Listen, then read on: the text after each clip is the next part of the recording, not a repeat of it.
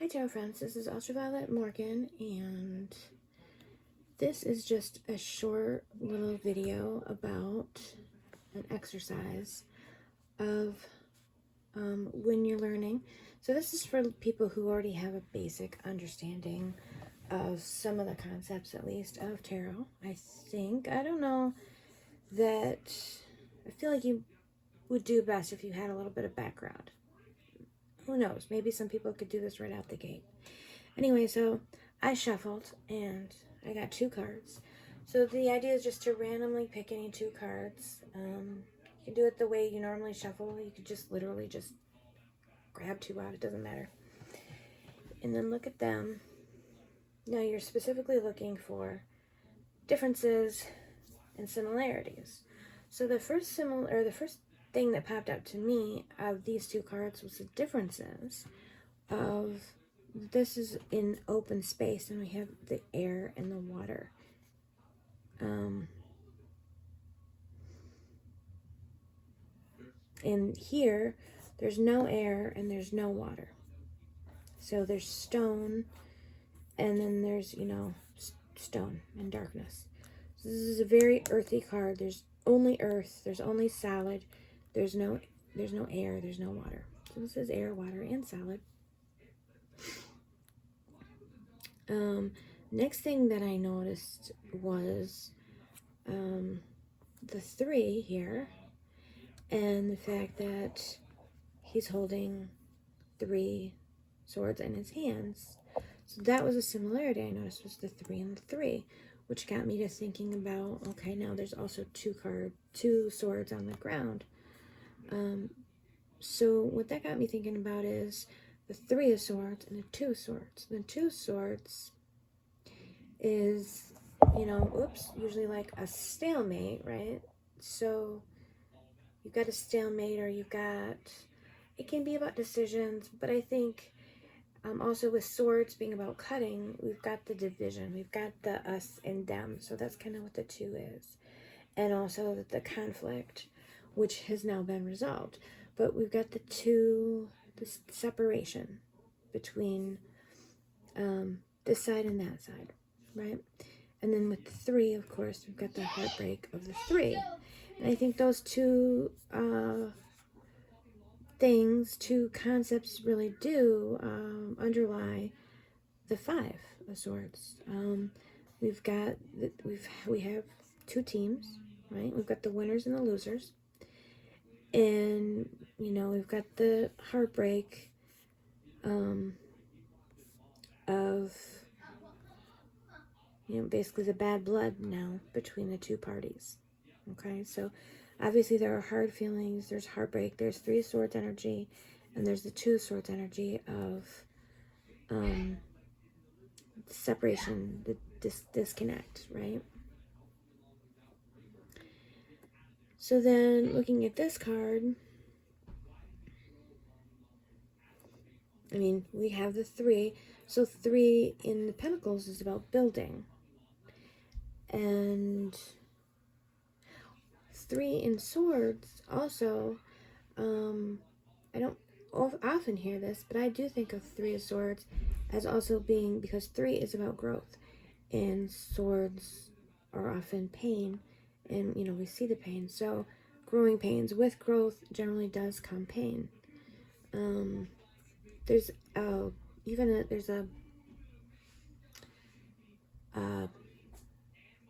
condition called Oswald Schlatters, I think. It's very strange.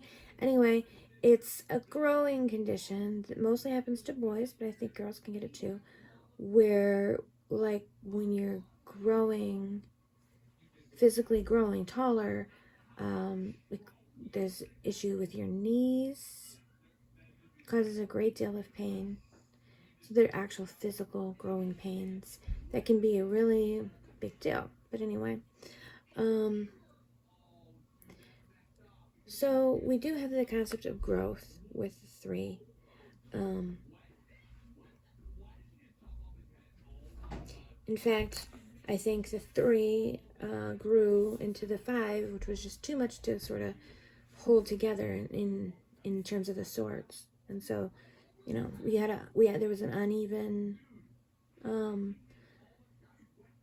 amount of pressure, and 3, you know, the bigger number 1, and they broke off into 2 separate sections. And this happens like in witchcraft. They used to say, you know, once a coven reached a certain number, then you would hive off. And so it wouldn't have to necessarily be bloody or, you know, hurt feelings, but, you know. So what else can we see that's similar or different? So I also see the pink. So there's pink here on the bench is pink, and there's pink on top of the water, and there's pink here in this, and then there's pink in these little boots. What does that pink mean? I really don't have any type of meaning for it, other than that I just noticed where the pink is in both of these cards. And there's also some pink here in this area. Another similarity we can see is the gray. So we do have stone on the ground, or this could be like cement, or, you know, a dock or something by the seaside. So we have stone, and then of course this is all stone work, and the gray as well. So we've got the gray clouds. They're not obviously made of stone, but they're gray. So we see the grayness. So the gray in this one, I feel like we've got the gray clouds kind of hanging over the situation because of the hurt feelings that are involved. Now this one, the gray doesn't really seem to represent any sort of negativity that I can think of. So I don't know, that's just kind of an interesting concept to just let it rattle around in your brain a little bit. Sometimes everything doesn't have to always have an answer or a meaning right away. You can just let it rattle around. Who knows? Maybe nothing will come of it. Maybe something will. We've got the brick. So the bricks, you know, are heavy and thick, and clouds are, you know, light. They're up in the air. I mean, this is up in the air as well, but they're up, way up. So this is a difference now. This, of course, is swords, and so it is an air suit, and pentacles is an earth suit. And so, as I said, we've got this heavy, dense, thick, you know, brick. Versus we've got the airiness of clouds, and then we've also got water, which is also more condensed than air, which is also why I don't understand the way that Thoth Tarot and the way that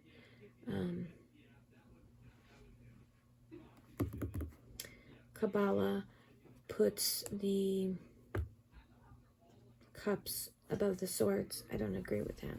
Anyway, who cares? Who cares, as Tyler would say. What was I saying? Okay, so it's condensed into the water, but also water can represent unconscious. So there's subconscious, so there could be subconscious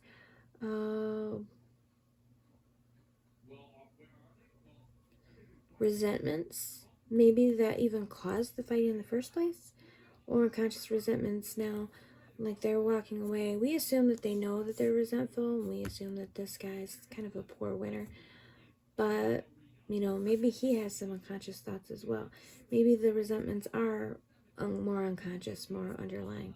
But also, this water, it's a big water and it flows, so maybe we can look at that flowing water as an opportunity to realize that things can change, and that even though right now there's hurt feelings, you know, water could be healing. Maybe in time, the flow of the water will bring some reconciliation. Yeah, who knows? Right? Who knows? Which is also, this is a 3. There are 3 figures shown here as well. So that's another similarity. 3 figures here, 3 figures here. How are they laid out? Someone is kind of above. This person's above because they're in the forefront. This person's above because they're standing on a bench. And the 2 people are sort of smaller in the background. These 2 are only slightly smaller. But we do have the yellow and pink and the yellow and pink. That's interesting. Kind of.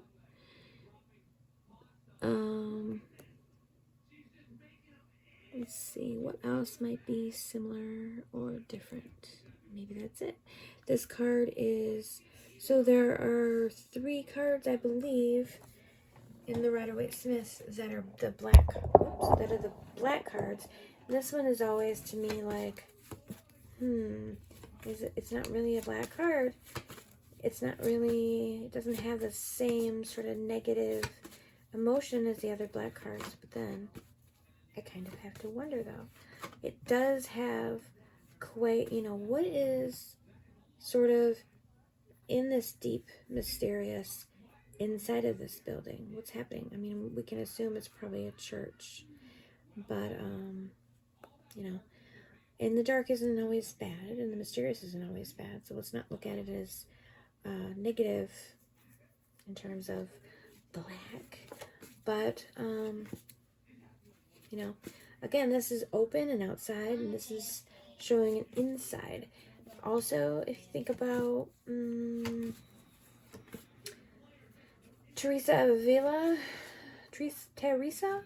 Saint Teresa of Avila, she was a Catholic mystic and a nun, and she did a bunch of work about the interior castle, which is our soul. So she thought of our soul as a building. See, now look, if you look at the 3 of Swords, we've got the 3 swords, we've got the gray clouds and the streaks in the sky, so there's kind of a little, Also, the 2 of Swords is also by the water, and now I'm comparing it with other cards that I know from memory, more so than I'm comparing with this, but, and again, like, here's one of the black cards. Most of the cards have a gray or yellow or blue background. And a handful, very few, I think it's only these 3, have the black, okay. And then there's this one that also has sort of a black background. This is a little different. This is black, but then this is snow, because it's snowing. But it breaks up the black. And also maybe gives a sense of hope, even though, right, you think of the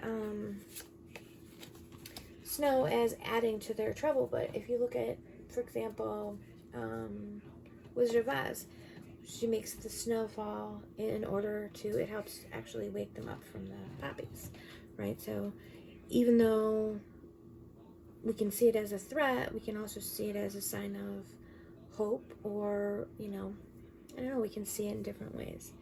And then another card here that I just want to mention, the High Priestess with the black and the white pillars. And we know that the black pillar is severity. It's not evil, but it's severity. And so, of course, we see the severity of this card. And of course, we see the severity of the devil, who's also on a black box, which, a lot to learn about that. And there's severity in this card, and there's clearly severity in this card. So curiosity leads me to wonder about severity in this card. I don't feel like it's a severity card, and yet we have the gray, we have the black. I don't know. I guess we'll just throw that in the back of the head to think about, along with the other things. Another thing I can see is this yellow here and this yellow here. Again, I don't really see much into that. Another thing I could see is this character, the tall character, is kind of a redhead. And this character is almost kind of a redhead too. So that's, I don't know, just sort of interesting. Little carrot tops.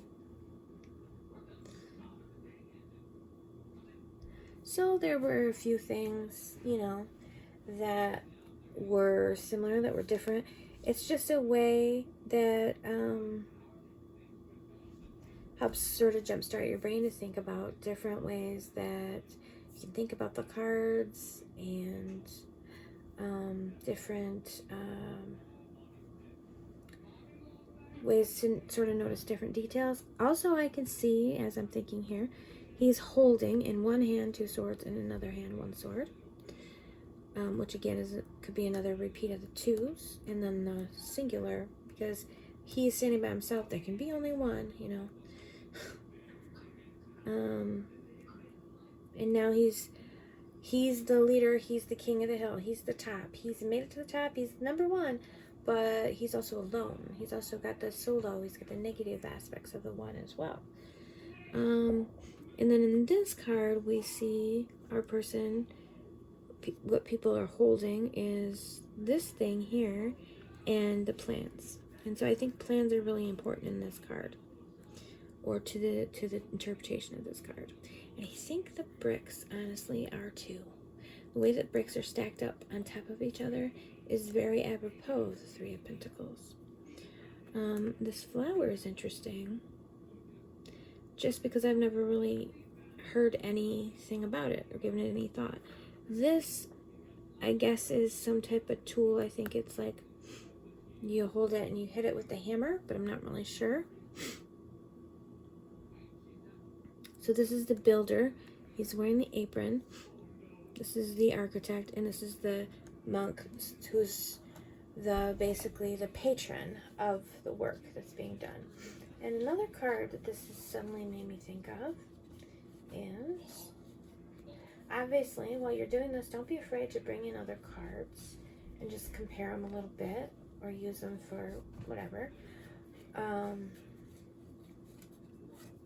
to just expand your understanding of the cards. So now, what was the card I was thinking of? Okay, I know what it was now. Scroll. Okay, this one, right? This here reminds me of this one. The 8 of Pentacles. And I know I've seen these compared a lot, but we've got the worker with his apron and his tools in his hand. So there's the hammer with the chisel right there. I don't know if that's what that's supposed to be. This honestly confuses me. It's probably been written about a lot. I could probably look it up or something. Someone will probably tell me below. But yeah, we do see the workman here, which makes sense, and the pentacles being the suit of work, right? So basically, that's it. I can also see they're wearing tunics. They're all wearing dresses, every one of them, all the men. We would assume this is a man. I guess we can make up whatever we wanted that to be. But every time I say that's it, and then I notice another similarity or difference. So basically now, that's pretty much the gist of it. So you can do that with any 2 cards, and it'll really kind of open your eyes to looking at the card in a different way. Hope you enjoyed. Until next time, tarot friends, be sure to like and subscribe and hit the bell for more tarot content, and leave your comments down below. Until next time, be well.